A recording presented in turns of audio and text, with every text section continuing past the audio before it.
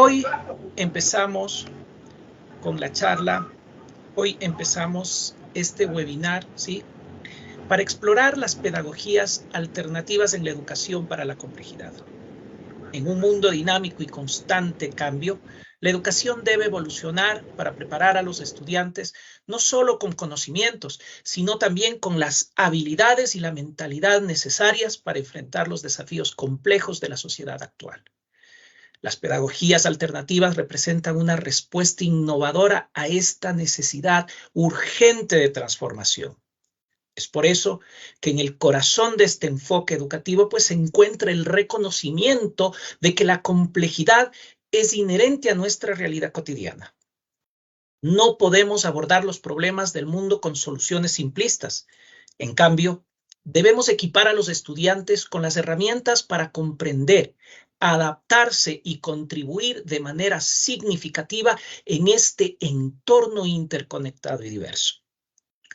A lo largo de este webinar, exploraremos cómo las pedagogías alternativas van mucho más allá de las metodologías tradicionales, adoptando un enfoque holístico que integra la creatividad, el aprendizaje experiencial y la interdisciplinariedad. Es por eso que examinaremos cómo estas metodologías fomentan el pensamiento crítico, la colaboración y la autonomía, habilidades esenciales para navegar en un mundo complejo y en constante evolución. Por eso les damos la cordial bienvenida, pues, y también vamos a darle una cordial bienvenida a nuestra conferencista, ¿sí?, Cristina Elizabeth Merino Tuapanta. Ella es licenciada en Ciencias de la Educación con mención en parvularia, especialista en didáctica y currículo, magíster en educación, diploma superior en investigación socioeducativa, es especialista en administración de empresas y emprendimiento, tiene una maestría en administración educativa que está en curso, tiene estudios doctorales en humanidades y artes con mención en ciencias de la educación como candidata doctoral. Su experiencia desde el 2006 hasta la fecha, pues, nos muestra que ha trabajado en el sector educativo por más de 16 años, en funciones de docencia y coordinación de centros educativos públicos de nuestro país, con gran experticia en nivel inicial y básica dentro de metodologías y didácticas educativas para brindar una educación innovadora y de calidad. Su experiencia como docente universitaria en la formación de los futuros profesionales de la educación bordea los 10 años en diversas unidades del país. Le damos una cordial bienvenida. Cristina.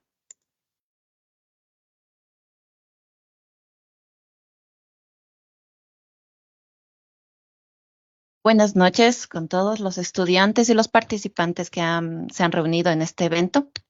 Bueno, es un agrado estar aquí para compartir un poquito acerca de las experiencias que nos hacen ser educadores, que es el hecho de caminar en la práctica educativa. Y el tema que les traigo hoy para este webinar viene a ser un diálogo de lo que nosotros queremos hacer con la educación. Por ello, mi intervención será de 30 minutos y si ustedes tienen alguna pregunta, alguna cuestión, pueden escribirlo a través del chat para que al finalizar nuestro moderador nos ayude con las preguntas y hacer una síntesis sobre lo abordado en este espacio. Bueno, comienzo, quiero compartir la pantalla con ustedes.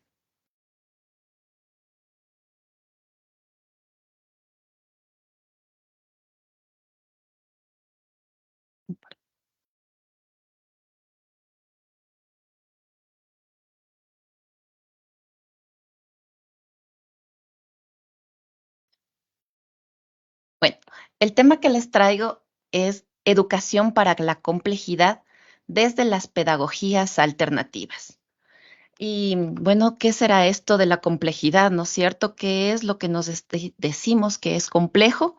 ¿Y por qué no un enfoque más simplista de la percepción de la educación? Primero, porque la educación no es fácil. La educación es un acto de valientes. La educación es un acto de seres que están comprometidos con la transformación social. Y quiero comenzar con esta charla con algunos libros que han llegado a mis manos.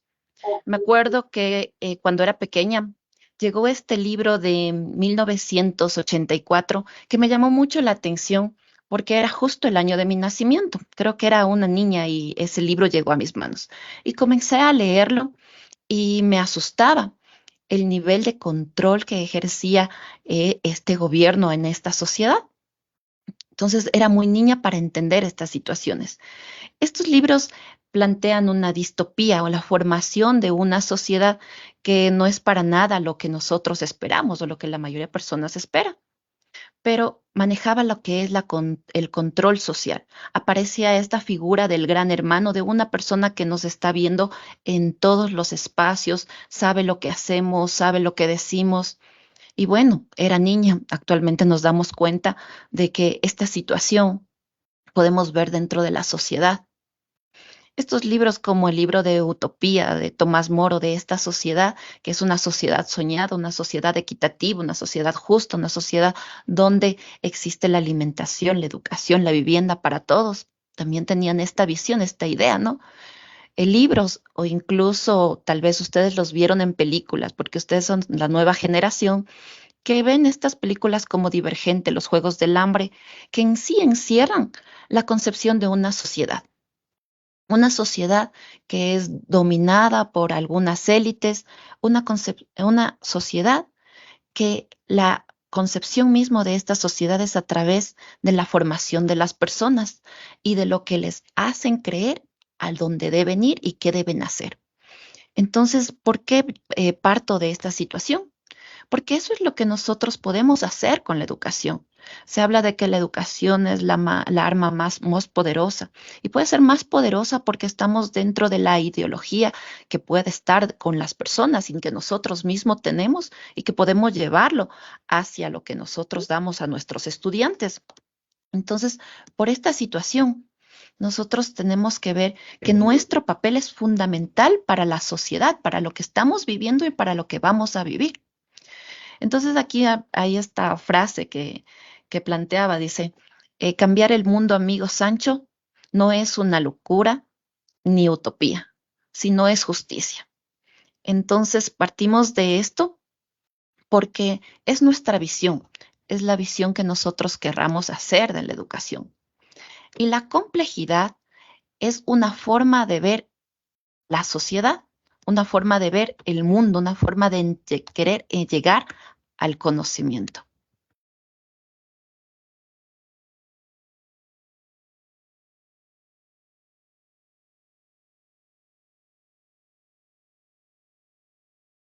¿No?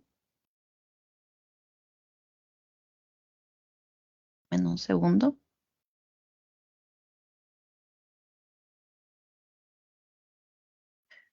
Bueno, como les decía, nosotros podemos entender las realidades de diferentes paradigmas. Uno de los paradigmas es el positivismo, que es tratar de entender a llegar al conocimiento desde el mero hecho de ser máquinas, de entender que este es un objeto y este es un sujeto, y ahí se llega al conocimiento y ahí encontramos, entre comillas, la verdad. Pero el ponernos las gafas, los lentes de la complejidad, es tratar de ver otras dimensiones que tal vez el positivismo olvidaba. Tenía un ejemplo de un corcho. Tengo aquí un corcho en mis manos que alguna vez les indiqué a niños y los niños les pregunté qué es esto, ¿no? Entonces, para muchos que conocemos que es un corcho, tal vez consumieron una botella de vino y entienden, tienen este concepto de que es el corcho que sirve para tapar una botella, pero ellos me decían que es un duende sin ropa. Entonces, un duende sin ropa, me quedo pensando, y claro, porque uno de los juguetes que ellos tenían eran estos duendecitos, no sé si lo ven, que les habíamos puesto, eran duendecitos, en verdad. Entonces, ¿cómo entendían ellos la realidad? ¿Cómo llegaban a este conocimiento? Era desde su contexto, desde este diálogo que ellos tenían con las propias acciones que ellos vivían. Entonces, claro, en tratar de entender que el ser humano para comprender la realidad toma diferentes aristas para poder llegar a esa verdad. Entonces, Edgar Morin es el padre de la complejidad. Es un sociólogo, filósofo francés que maneja estos elementos, pero también propone las alternativas a la educación. Porque ¿dónde son los espacios que estamos generando en el conocimiento? Uno de ellos es las escuelas. Entonces, él nos habla de educar para la complejidad y nos planteó en 1999 los 7 saberes necesarios para la educación del futuro. Entonces, ¿qué necesitamos tener? Estamos, cansados de esta crítica que hacemos hacia la educación tradicional, hacia que en la educación el profesor tenía el conocimiento, los niños pasan sentados todo el día esperando que toque el timbre y salen despavoridos, felices porque ya se van de la escuela. Entonces, queremos quitar esa concepción, pero ahora veamos qué tipo de educación tendremos que proyectarnos a realizar. Las nuevas actualizaciones, los nuevos enfoques nos hacen querer ver los ojos, mirar, la vista hacia estos aspectos. Por ejemplo, Morin habla de las cegueras del conocimiento. Ustedes saben que el conocimiento es cambiante. Lo que hoy podemos creer que es una verdad dada, pueda que el día de mañana se refute. Debería haber un diálogo entre saberes. Y este diálogo no meramente con superioridad al conocimiento científico sobre el conocimiento que pueden tener las personas de una comunidad indígena, las personas que se encuentran en las haciendas cultivando, que se encuentran entendiendo otras formas de comunicación con la tierra y también tomando en cuenta los diferentes elementos del conocimiento. Saber que en las escuelas no en todas se enseña todo para todos, como aquello que nos decía Comenio. Muchas veces en diferentes escuelas se enseña de acuerdo a las necesidades de esa sociedad que quieren formar. Pues comenzar a trabajar sobre estas cegueras que nos han generado en el conocimiento. Entonces, por aquí, partir hacia el currículo. ¿Qué es lo que en realidad necesitan nuestros niños, nuestros estudiantes, para poder comenzar a trabajar en las escuelas? Entonces ahora mucho se habla de trabajar con inteligencia financiera, educación financiera, desde los primeros años. Hablamos ahora de un nuevo currículo que va a tomar en cuenta diferentes elementos que necesitamos, por ejemplo, las competencias digitales. Está bien estas situaciones que se plantea, pero también siempre debemos aterrizarlos dentro de la práctica.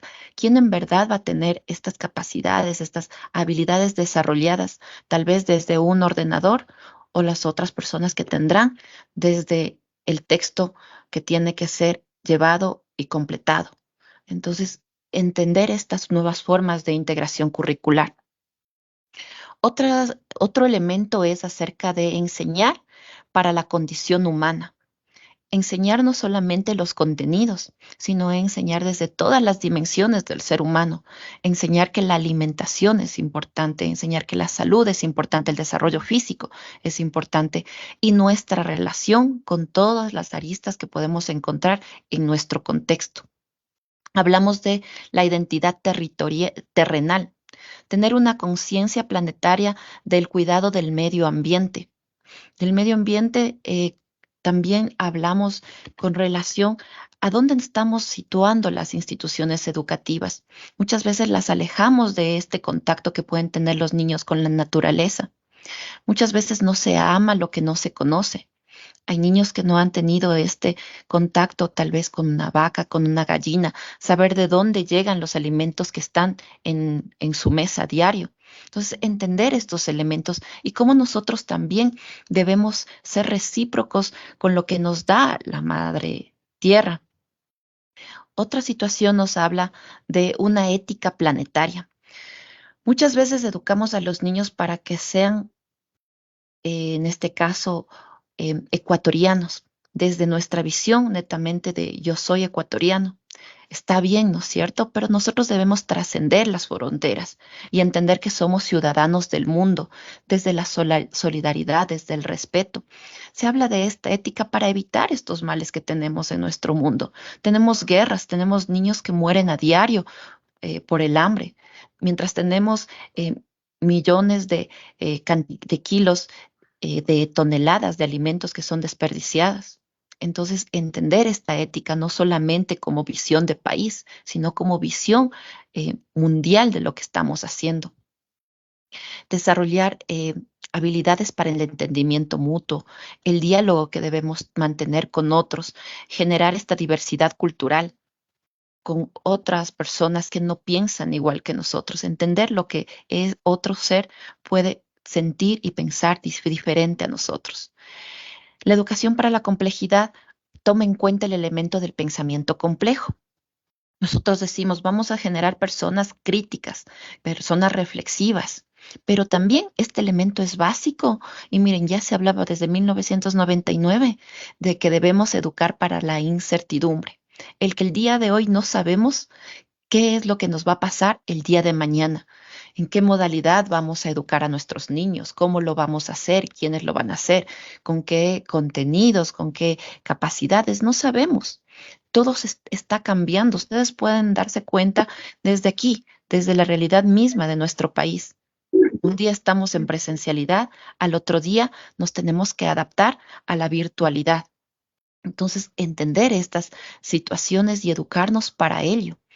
Habla sobre la ética del género humano, la justicia, la paz, como elementos que son necesarios para educar dentro de este paradigma. Y ahora bien, ¿qué entendemos como pedagogías alternativas? Estas pedagogías alternativas son las que rompen este enfoque tradicional. Uno de los elementos es la concepción que tenemos de la escuela, la edificación, la institución que consideramos que ese es el único lugar donde se puede adquirir los conocimientos o el niño puede ser educado. Y no es así porque nos damos cuenta que hay diferentes espacios donde las personas pueden adquirir el conocimiento, donde las personas pueden compartir y tener relaciones sociales con otros, interactuar con otros. Es necesario también involucrar otros espacios como la naturaleza, el bosque, los ríos, los museos, las bibliotecas, en una sociedad que pueda ser la misma sociedad la que nos eduque. Pero necesitamos hacer cambios grandes para poder entender esta dimensión de el entender que la escuela no es el único lugar de aprendizaje. Ahora sabemos que las escuelas no son un lugar seguro. Encontramos muchas situaciones de violencia en las escuelas y fuera de ellas también. Entonces es un cambio social que tiene que ir generándose de a poco con políticas de un Estado que nos ayude a llegar a una mejor libertad e igualdad entre las personas. Dice aquí el enfoque del rol de los estudiantes. Este enfoque cambia porque en la pedagogía tradicional el enfoque va a ser pasivo, mientras que en la educación alternativa el estudiante es la persona quien actúa y quien genera sus propios aprendizajes. Por ende cambia el rol del maestro, de la comunidad educativa, la dirección del currículo. Hablamos de una educación desde la complejidad hacia una visión multidisciplinar y por qué no llegar a la transdisciplinar. Ahora comenzaron en las instituciones con los proyectos interdisciplinarios, que tal vez es algo difícil para los maestros porque no lo entienden, porque vivieron dentro de esta pedagogía tradicional donde segregaba todos los aspectos, donde media hora aprendían sobre matemática y a la media hora sobre gramática y a la media hora sobre ciencias naturales. Y no había esta fusión, no había este... este diálogo entre lo que sería la matemática, cómo se relaciona con el conocimiento de la sociedad, de la geografía. Entonces, es esta visión que comienza a cambiar, una educación para la vida.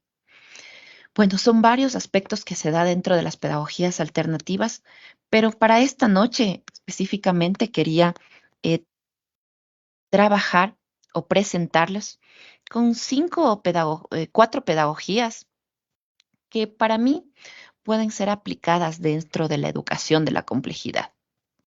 Una de las pedagogías en la que yo soy muy amiga, muy afín, la pedagogía Waldorf.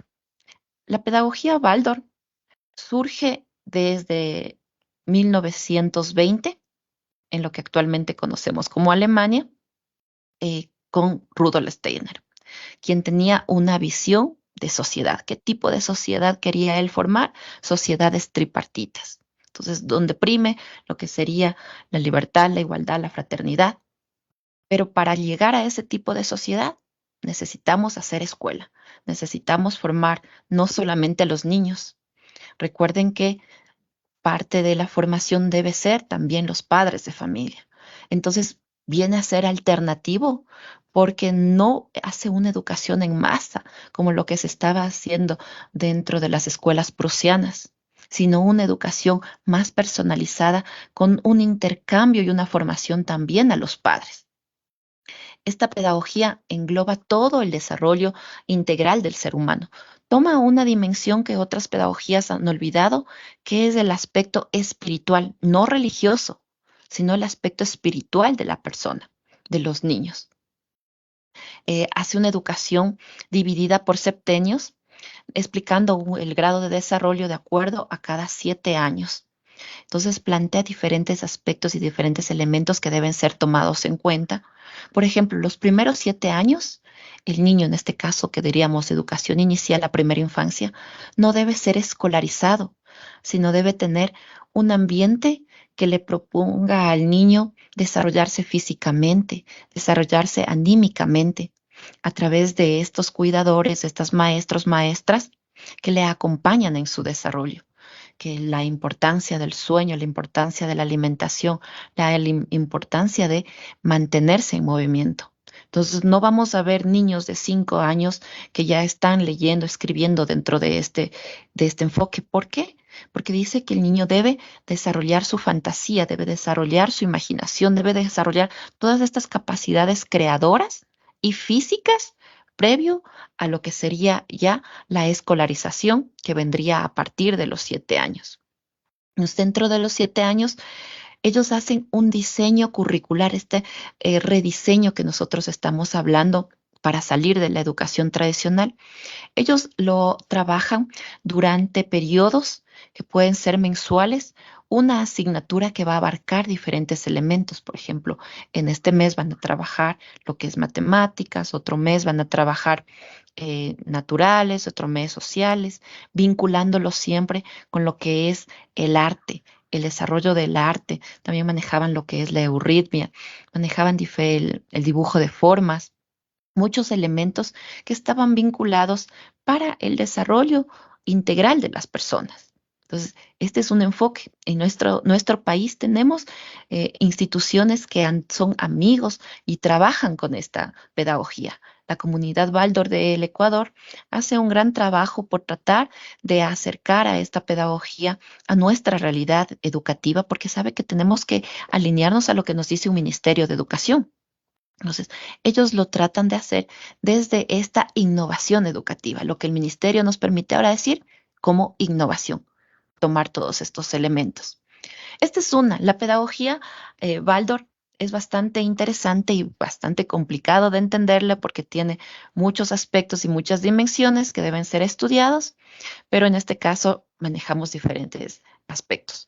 Otra de las pedagogías que planteo el día de hoy es trabajar la pedagogía de la liberación o las escuelas populares que planteó Paulo Freire.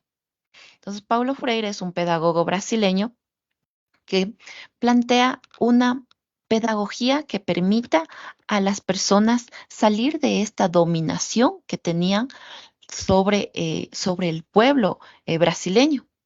Entonces, marca un corte de lo que denominamos educación bancaria o educación tradicional para evitar estas situaciones que se estaban dando de tanto maltrato hacia las comunidades, maltrato a las personas que no tenían acceso a la alfabetización. Plantea lo que es educar desde el enseñar a leer y escribir, pero para saber llegar a liberarse, para entender este sentido del por qué yo adquiero este código, adquiero esta alfabetización para saber defender mis derechos, para saber entender qué es lo que está sucediendo y no creer todo lo que me dicen los medios, la prensa, la política, cómo asumirlo como verdad. Entonces, estas escuelas populares van destinadas regularmente a los sectores más marginados, a los lugares donde no todos tienen el acceso a la educación o donde su educación puede ser llevada desde otra dimensión. En nuestro país tenemos instituciones que han tomado estos elementos de Paulo Freire, También tenemos una comunidad donde ellos trabajan, por ejemplo, educación semipresencial. Muchos de los estudiantes que se encuentran aquí hacen una educación semipresencial, que es algo alternativo a su realidad. Los niños o chicos de estas escuelas asisten a clases sábados y domingos, porque no es que digamos que están a favor del trabajo infantil, no, están totalmente en contra del trabajo infantil, pero saben que la realidad del contexto de donde viven, de las comunidades, a veces son muy lejanas, a veces dentro de su contexto mismo está el hecho de tener que sembrar, cultivar, cosechar y salir a una escuela que en ocasiones les toca caminar 4, 5, 6 horas es complicado. Entonces generan estos espacios de una educación para este grupo de personas que lo necesitan. Esta sería otra de las pedagogías. Otro enfoque que planteo es el enfoque de Sergio Tobón desde eh, el enfoque socioformativo. Sergio Tobón es un curriculista colombiano que maneja esta visión del trabajo por competencias. El que no hablamos de competitividad, no hablamos del uno ser mejor sobre el otro, sino el ser competente, el mantener, el saber realizar las cosas que necesita, el saber ser, el saber hacer, el saber actuar, el saber convivir. Toma estos elementos para trabajar las competencias en función de los proyectos. Aquí viene esta integración de lo que serían las diferentes disciplinas dentro de proyectos integradores.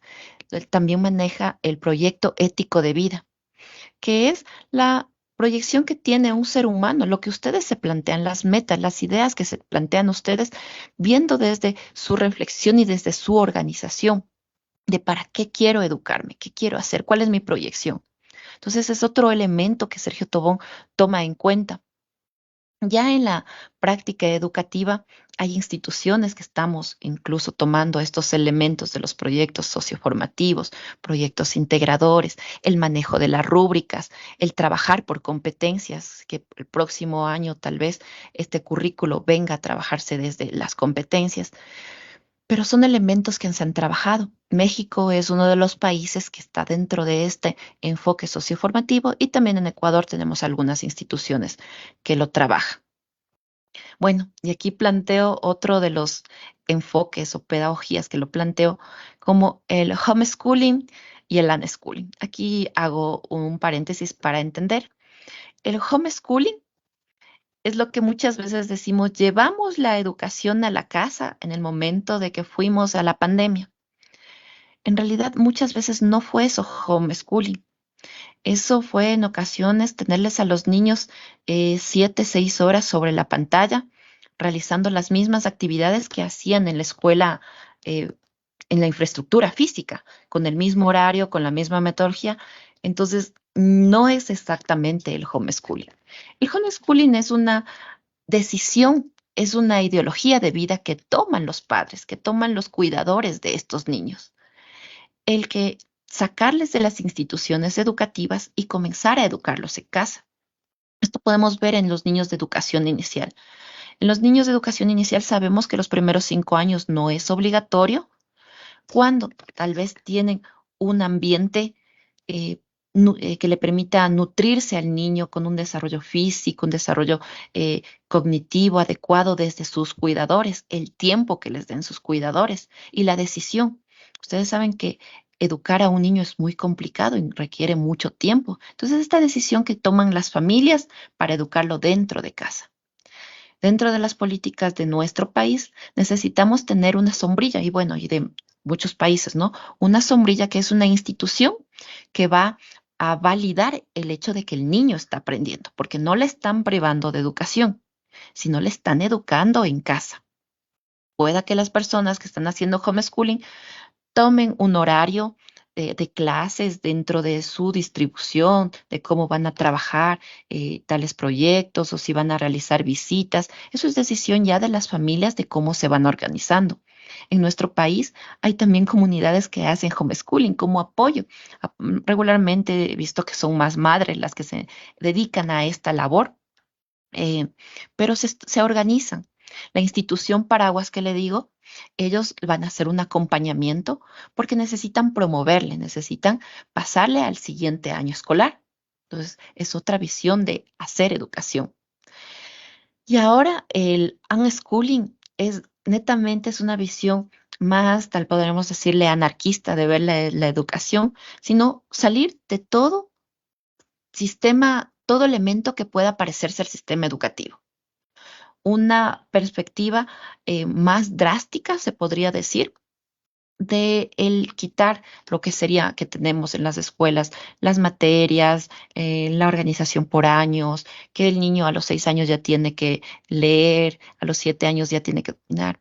Tal vez es salirse un poco y no por ello el niño deja de aprender, aprenden en diferentes espacios. Entonces, dentro de esta perspectiva de unschooling, no conozco que exista dentro de nuestro país. Podría haber, no lo sé. Entonces, si ustedes conocen, me gustaría saberlo, si conocen a grupos que trabajen en el unschooling. Pero estas alternativas que les manifiesto son como respuestas a lo que vivimos. Miren, estas cuestiones de la seguridad que sucede en nuestro país hace que muchas personas pongan sus ojos en el homeschooling, en que tal vez tengo que sacarle a mi niño de la institución y ahora comenzar a educarme a mí y educarle a él. También estas pedagogías han sido criticadas porque muchas veces tienen un corte elitista y no porque netamente sean elitistas en sí, sino que es el presupuesto que da un Estado para invertir en este tipo de educación. Entonces, no podemos decir que padres, madre y padre que trabajan para poder llevar el sustento a su hogar, van a dejar de trabajar por hacer homeschooling, porque a veces las condiciones económicas no se prestan y sobre todo la mayoría de las personas de nuestro país. O los materiales que requieren, los elementos, la educación personalizada que requieren muchas veces estas pedagogías, no hacen que se presten para ser trabajadas dentro de la educación pública y sobre todo el compromiso que deberíamos hacer los profesores para poder formarnos dentro de alguna de las pedagogías y con esto poder llevar tal vez un modelo pedagógico a una institución. No manifiesto de que no exista, sí existen muchas instituciones públicas que lo pueden manejar, pero puede ser una debilitante para que se genere en su mayoría estos enfoques. Bueno, eso sería, creo que estaría mi exposición y quedo ahorita abierta al diálogo. Gracias. Gracias, Cristina. Estimados participantes, sus preguntas, por favor, por el chat.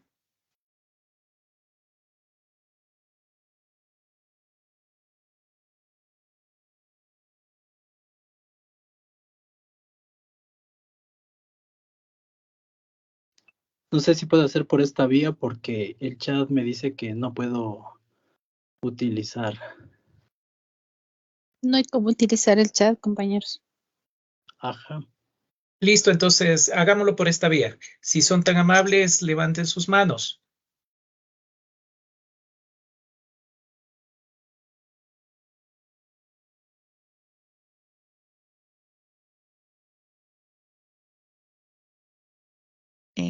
Perfecto. Byron Blenner. Vladimir, te damos la palabra. Muchas gracias. Bueno, primero felicitaciones compañeros por la temática que han desarrollado. Cris, mucha solvencia en lo que tú planteas. Yo quisiera que un poco me clarifiques el tema este que tú planteabas de Edgar Morin, ¿no? Que legalmente debería ser la pronunciación así, pero nosotros le conocemos como Morin. El hecho de que tú planteas de las 7 inteligencias y cómo él en sus planteamientos ya de los 70 y aterrizando nosotros ya en el 2020 y todavía no aterrizamos esto de la innovación. No sé si me puedes aclarar un poquito eso. A ver, bueno, Edgar Morin plantea estos 7 saberes para la educación del nuevo milenio, ¿no es cierto? En el milenio anterior está planteando. Él plantea estos elementos desde una visión de una educación a la complejidad. La educación a la complejidad es, para mí, la contraparte de lo que sería una educación tradicional. Por eso, dentro de esta exposición hablábamos de una pedagogía alternativa para generar la innovación educativa.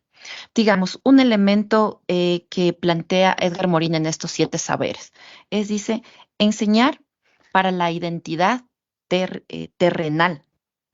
Aquí hablamos sobre la conciencia ambiental. En estos días, los quiteños hemos sido observadores claros de lo que es el calentamiento global.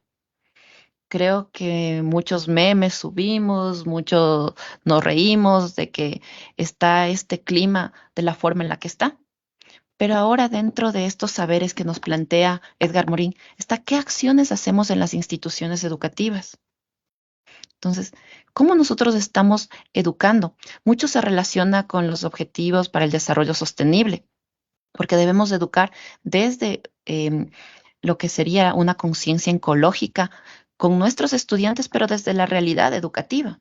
Entonces, muchas veces trabajamos, por ejemplo, con materiales que les hacemos comprar a los niños de gana, por ejemplo, cuadernos. Compramos un cuaderno y al siguiente año utilizamos otro cuaderno. Entonces, no tratamos de reutilizar.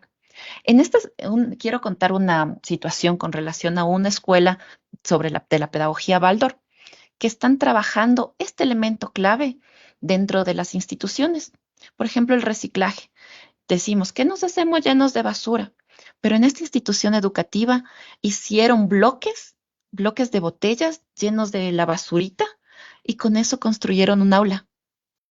Eso sería educar también para la identidad territorial, enseñarles a los niños que miren, podemos hacer estos elementos, que regularmente en la escuela tradicional no lo hacemos. Otro de los elementos que nos habla Edgar Morin, ya en 1990, era una respuesta de donde surgieron todo esto de los conflictos armados. Salimos de la Segunda Guerra Mundial, estamos hablando en 1940, y aquí surgieron muchas de las pedagogías alternativas, que esas pedagogías fueron censuradas, no fueron difundidas, y recién después de 100 años posterior estamos hablando de ellas porque nos damos cuenta de que son necesarias. En nuestro mundo tenemos guerras, estamos hablando de una guerra dentro de nuestro país, dentro de nuestra ciudad. Mucha gente habla, hemos visto personas muertas. Vemos las guerras que están pasando en Ucrania, vemos lo que está pasando en Palestina. Entonces, ese es el enfoque que deberíamos hablar. Deberíamos hablar, dice, con los estudiantes sobre una ética planetaria, el entender que nosotros somos ciudadanos del mundo. Entonces, estos elementos son los que se van relacionando. Y por ello yo es lo que les digo a los maestros y les invito a los estudiantes a reflexionar sobre qué tipo de sociedad es la que queremos tener, qué tipo de sociedad queremos. Y no solamente va a estar en esta visión de, bueno, yo les hago reciclar el cartoncito y que hagan aquí un conejito y estoy trabajando con el medio ambiente, sino son elementos de nuestra alimentación mismo. ¿Por qué utilizamos tantos envases desechables en un programa que hacemos para la institución? Entonces, nos toca hacer una reflexión propia desde la parte más profunda para poder llevarlo a la práctica. No sé si fui clara con algunos elementos, que son muchos más. Te Gracias, agradezco, Cristina. Gracias, Cristina. Teníamos también una pregunta de Alexandra García. Sí, yo soy. Bueno, buenas noches. ¿Sí me escuchan? Sí, Alexandra. Buenas noches. Primero, Cris, felicitarte por la exposición. Fue muy clara, muy concisa. Y pues has despejado algunas dudas y algunas cosas que también uno a veces no los tiene, ¿no? Esos conocimientos y en buena hora de que se pueda hacer este tipo de...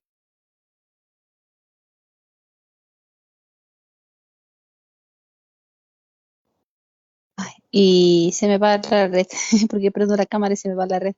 Pero bueno, yo lo que quería hacerte una pregunta es de que hablabas tú sobre Skinner, ¿sí? Entonces, en una partecita hablabas de que una de las de estas nuevas pedagogías alternativas también tenían que ver con Skinner y todo lo demás. Entonces, eso sí quería que me aclares o yo lo entendí mal, porque Skinner es conductista, ¿no? Entonces, estamos hablando de que esas pedagogías son alternativas, en donde también tú hablabas sobre lo de la semipresencialidad y donde también hay estudiantes que pueden estudiar por sus propios derechos, se llama, ¿no? En donde ellos pueden tranquilamente estudiar y luego van, dan un examen en una institución y pues les dan la calificación respectiva. Entonces, esa es la duda que tenía, si yo no entendía a lo mejor bien o era con otro pedagogo que lo estaba relacionando. Pero bueno, saciaste algunas inquietudes mías y esto de la pedagogía Baldor a mí he leído un poquito y me parece sí algo muy, muy novedoso, ¿sí? Esto también de los aprendizajes interdisciplinarios, si hiciéramos todos trabajáramos en aprendizajes interdisciplinarios sería el éxito y el currículum que nosotros actualmente habla es de eso, ¿no? Y la base de este currículum es lo que tú decías, el arte, porque por medio del arte nosotros podemos enseñar mucho, todas las asignaturas. Entonces, eso quería que me sacies esa inquietud nada más. Gracias, Cris. Ya. Bueno, hablé sobre la pedagogía Waldorf, quien su padre fundador es Rudolf Steiner, o Steiner, como dicen en Ah, ya. alemán. Rudolf Steiner, Steiner en español. No soy tan multilingüe. Eso con relación al, al pedagogo. Y bueno, el comportamiento mismo de las personas muchas veces va modificando por la conducta que nosotros estamos acostumbrados a la escuela tradicional mismo. El hecho que les decía al inicio, el que toca el timbre y todos somos felices y gritamos, ¡ah! Cuando nos damos cuenta que eso es conductismo, va relacionado mucho a la escuela tradicional, que el ser humano funciona así, funciona así. Tal vez el día de mañana si le dicen, no hace falta, no le vamos a pagar este día de sueldo, así que si quiere venga a trabajar y si no quiere no venga, usted diría, bueno, si no hay premio y tampoco va a haber castigo, yo veré lo que decido. Entonces, muchas veces estamos con estas situaciones hacia el conductismo, pero qué lindo que fuera que todos los niños vayan a las escuelas, sea o no sea obligatorio, y estén ahí, pasen felices, es más, sufran cuando se acabe la hora de estar ahí, se sientan tristes porque saben que es un lugar seguro y les gusta aprender en esos espacios. Eso, Víctor. Gracias, Cristina. ¿Algún participante más? ¿Alguna otra inquietud?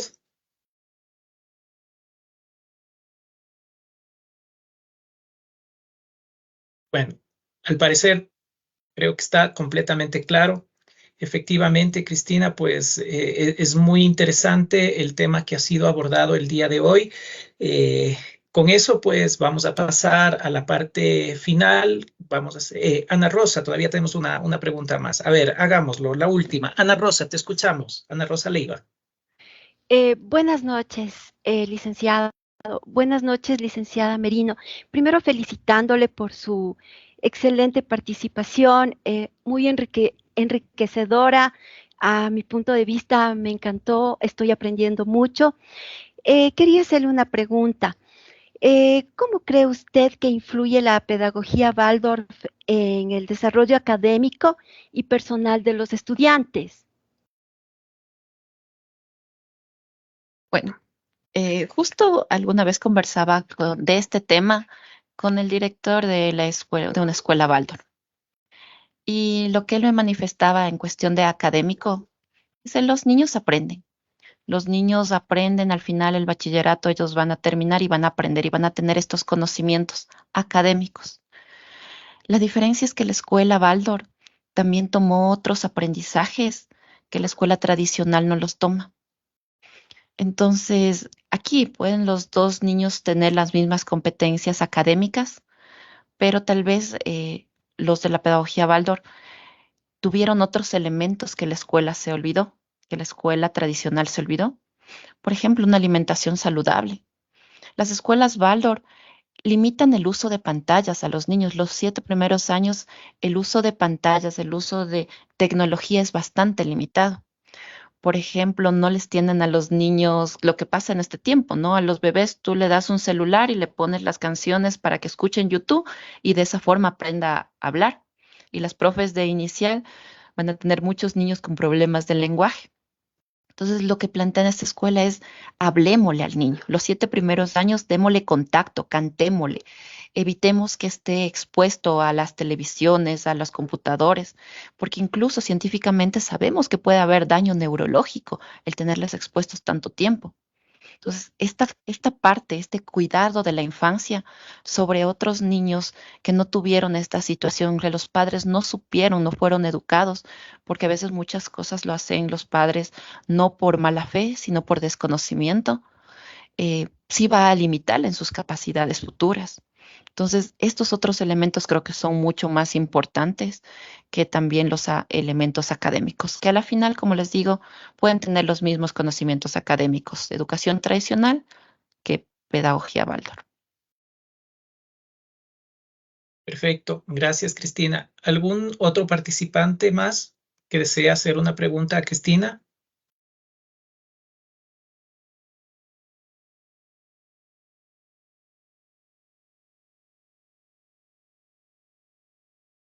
¿Alguien más?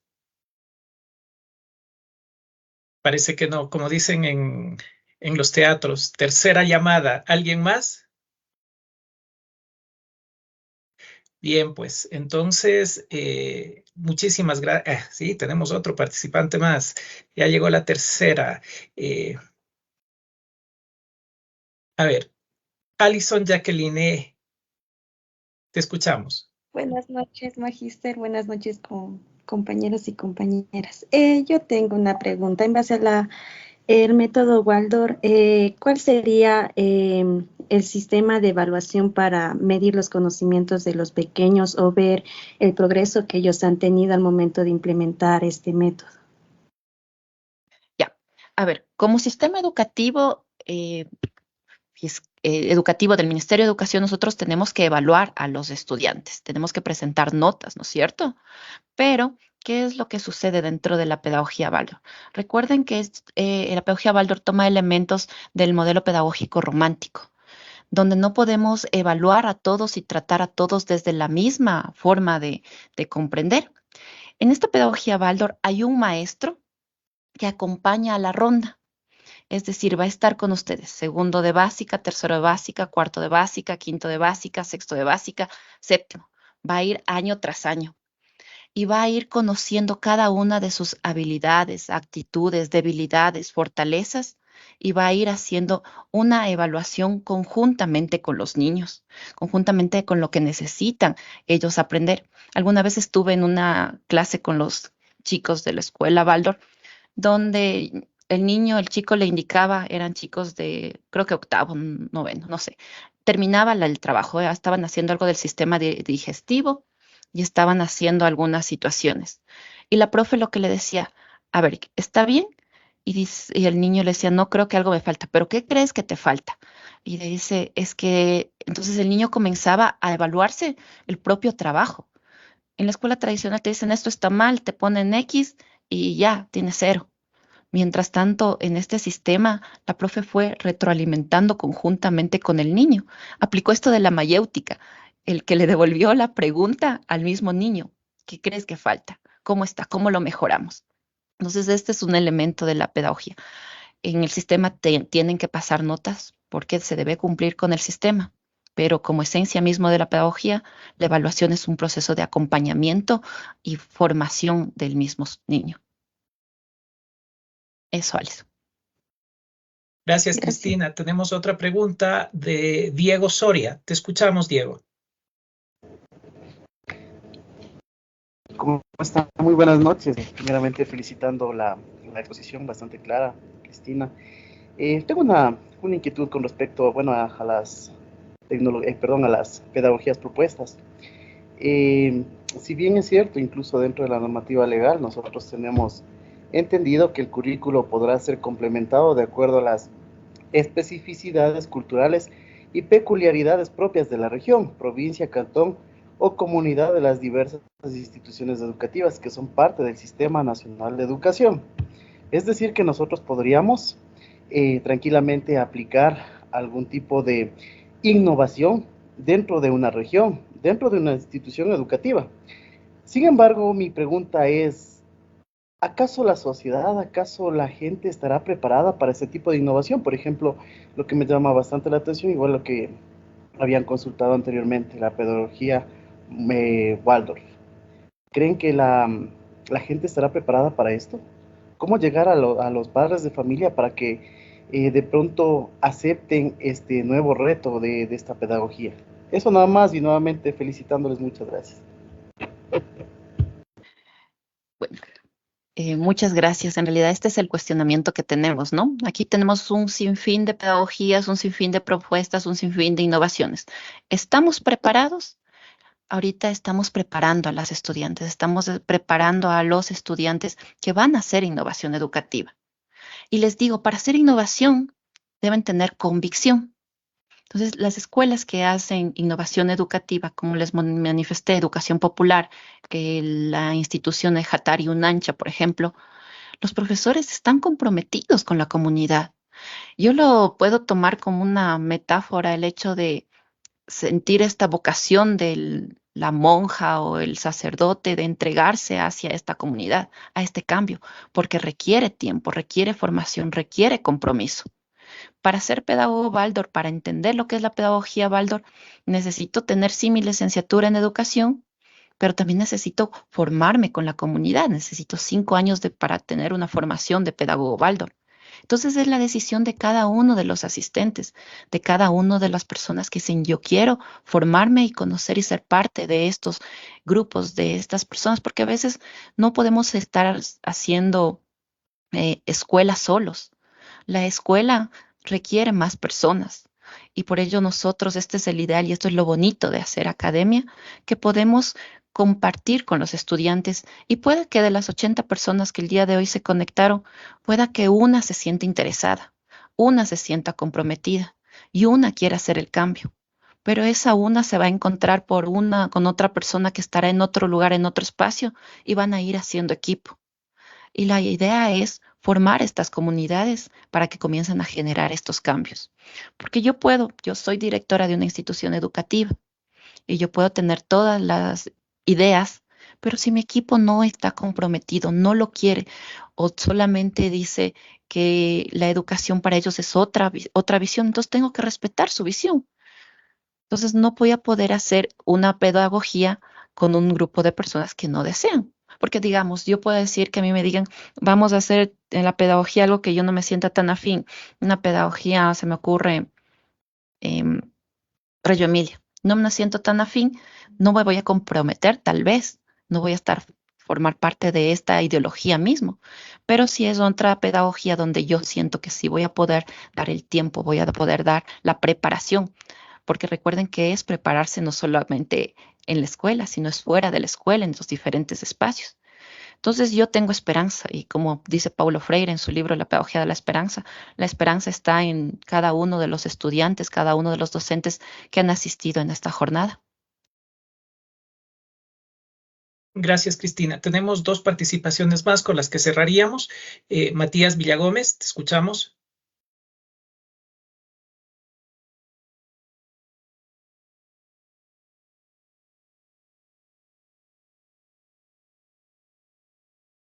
No, parece que no, está con audio. Entonces, Silvia Estefanía, te escuchamos. Hola, mi Cris, ¿cómo estás? Buenas noches con todos. Un saludo muy especial, Cris. La verdad, muy gustosa de haber podido ingresar el día de hoy. Mejor gracias por la invitación y por compartirme el enlace. La verdad, sí, bueno, se me adelantó un poco la pregunta el compañero porque yo también tenía esa duda. De hecho, bueno, por la experiencia que uno tiene trabajando, tú sabes, mi Cris, en la parte fiscal, a veces es un poco difícil el tratar de plasmar o tratar de innovar algunas metodologías, porque de hecho todavía tenemos a veces las docentes, no digo todas, pero una metodología tradicional a la cual no nos deja expandirnos más y hacerle de la educación que sea un poco más, más flexible y más que todo empoderada en el aprendizaje para el niño, ¿no? Por medio del juego y, como repito, por medio de un aprendizaje más significativo. Entonces, mi pregunta es, Cris, como tú bien dices, ahora a las estudiantes se les está preparando para que de hecho ellas vayan con una nueva visión, se podría decir, a las unidades educativas. Pero sí también hay la parte de que cuando van las estudiantes, de hecho empiezan ya por las prácticas, obviamente tienen la escuela de las profesoras que estamos ahí, como guiándoles.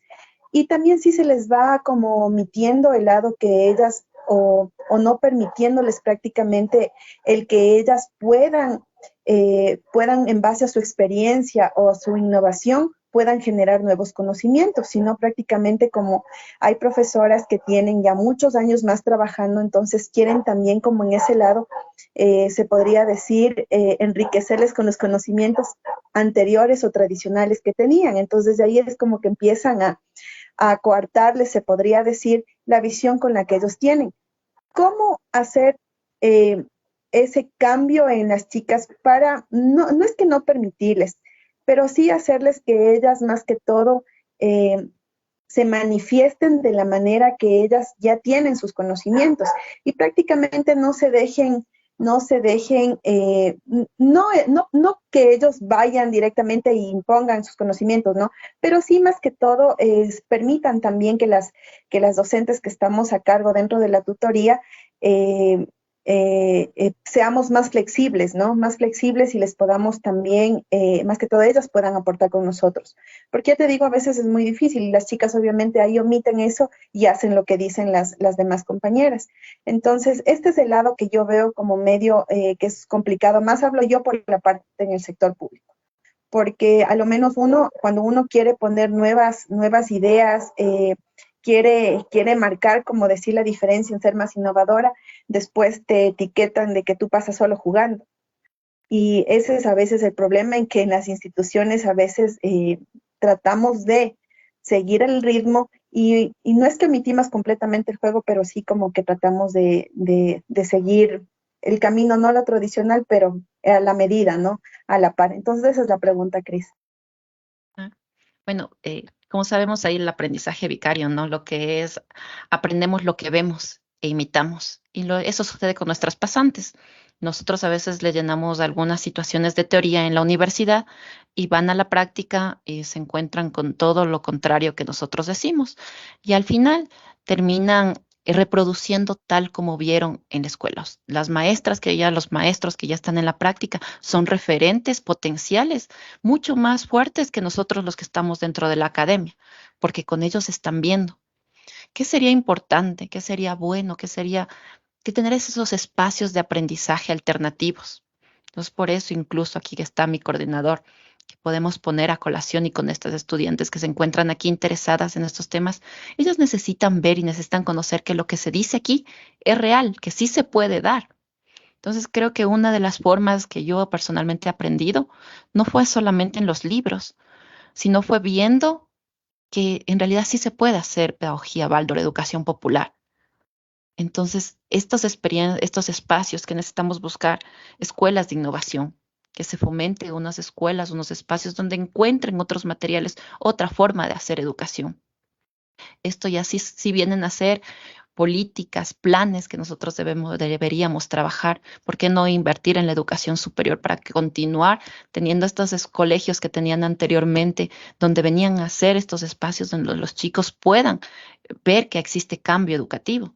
Entonces, es muy buena, más que pregunta, es una muy buena sugerencia, Silvia, lo que nos manifiesta, para que las profes también puedan expresarse también lo que ellas pueden realizar. Y tiene toda la razón, muchas veces el currículo, la educación fiscal es corta por la cuestión de masas, y como les dije al inicio, una característica de la pedagogía alternativa es el diálogo con las familias. Los padres tienen que estar educados permanentemente y muchas veces los contextos no se prestan porque los padres piensan que se les deja ahí y se olvidan y es responsabilidad únicamente de las maestras. Y ahí es lo que nos preguntaba el anterior compañero, ¿estamos preparados como sociedad? Debemos ir trabajando de a poco con estos padres, porque muchas veces los padres van a querer que simplemente les cuiden y no les moleste. Justo hoy sucedió una situación similar, que no es así, necesitamos tener el compromiso de esas familias y nos tocará hacer el trabajo no solamente de pedagogos, sino también de andragogo para trabajar con estos adultos. Bien, muchísimas gracias, Cristina. Muchísimas gracias a todos ustedes. Con esto vamos a cerrar ya este webinar que ha sido bastante interesante. Gracias a nuestra querida interlocutora. Y para cerrar, pues vamos a hacer una pequeña síntesis de lo que ha sido este webinar. En resumen, la teoría de la complejidad promueve un enfoque holístico que abarca la diversidad, la incertidumbre y la dinámica de los sistemas, y reconoce la imposibilidad de comprender completamente la realidad, pero busca aproximarse a través de un pensamiento que integre múltiples dimensiones y perspectivas. Cristina enunció a los 7 saberes necesarios para la educación del futuro, de Edgar Morin, como cuestiones fundamentales para la educación en la complejidad: las eras del conocimiento, la ética planetaria, el pensamiento complejo, enseñar la condición humana, la identidad terrenal, el entendimiento mutuo, la ética del género humano. Así como también nos habló sobre las pedagogías alternativas, que son una propuesta en acción que pretenden dar una solución a las problemáticas de la educación actual, entre las cuales abordó la pedagogía Waldorf, que con un enfoque educativo holístico busca cultivar el desarrollo integral de los niños, incluyendo aspectos físicos, emocionales, intelectuales y espirituales. También nos habló del enfoque socioformativo como una perspectiva educativa que destaca la importancia de la interacción social y la colaboración en el proceso del aprendizaje, centrado en un desarrollo de habilidades sociales, el intercambio de conocimiento entre pares y la construcción conjunta del aprendizaje a través de la participación activa en contextos sociales. La pedagogía de la libertad, que fue propuesta por Paulo Freire y que destaca la importancia de la participación activa y la emancipación de los estudiantes en su proceso educativo, basado en un diálogo y conciencia crítica que promueva la autonomía y la capacidad de reflexión. Y finalmente, el homeschooling y el unschooling. Un homeschooling cuya práctica en la que los padres eligen educar a sus hijos en casa, proporcionando enseñanza fuera de un entorno escolar tradicional, y por el otro lado, pues el unschooling, que es una forma más radical del homeschooling. Con eso, pues, damas y caballeros, les agradecemos muchísimo a todos ustedes a esta participación, este webinar, pues, y esperamos contar con ustedes en los futuros encuentros que vamos a tener. Muchísimas gracias a todos y cada uno de ustedes. Excelente noche. Buenas noches.